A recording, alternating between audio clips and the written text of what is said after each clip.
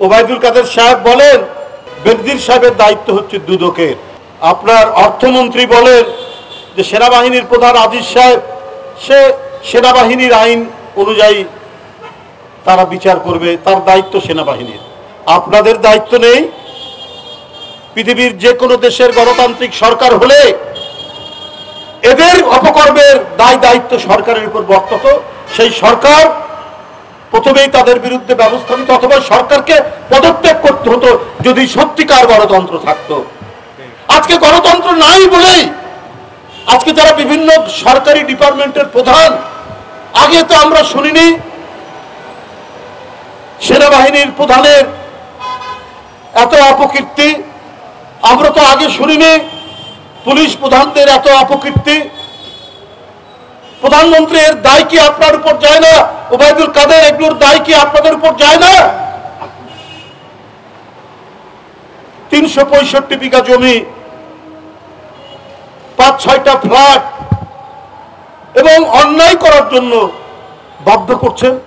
আজকে মার্কিন যুক্তরাষ্ট্র অ্যান্টি ক্লেপ্টোক্রেসি অ্যাক্টের দ্বারা যখন একটা স্যাংশনের কথা শুনলাম, এরপরে দেখছি কিছু নড়াচড়া, তাও নিজের ঘাড়ে দায় নিচ্ছেন না।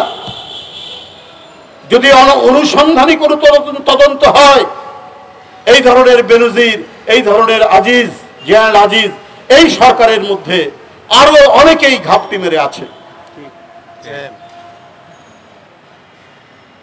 যারা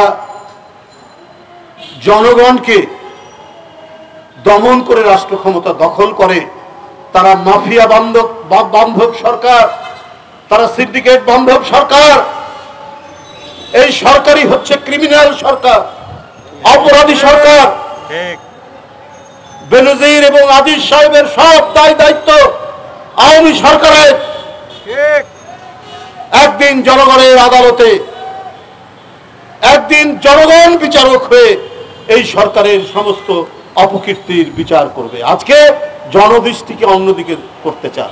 আরে মানুষ, দেশের মানুষ, এদেরকে আমি ইয়ের দাম বৃদ্ধি করলাম, গ্যাসের দাম, পানির দাম, বিদ্যুতের দাম, ডিজেলের দাম, কেরোসিনের দাম, পেট্রোলের দাম, অক্টেনের দাম, এ নিয়ে হইচই করুক, আর এগুলোর দিকে চোখ যেন না যায়, মনোযোগ যেন না থাকে, যেগুলো এখন সবার চোখের সামনে ভাসছে। এই কারণে তারা এই দাম বৃদ্ধি করেছেন। বগুড়াতে বিএনপির ভারপ্রাপ্ত চেয়ারম্যান তারেক রহমান একটা উদ্বোধন করেছেন মুরাল। এই মুরাল উদ্বোধন করেছেন, সেটাকেও তারা ভেঙেছে। তো সুতরাং সত্যিকার সভ্য গণতান্ত্রিক সরকার, ভদ্রলোকরা যদি আজকে ক্ষমতায় থাকতো, পৃথিবীর কোন দেশে এই কাজটি করে না।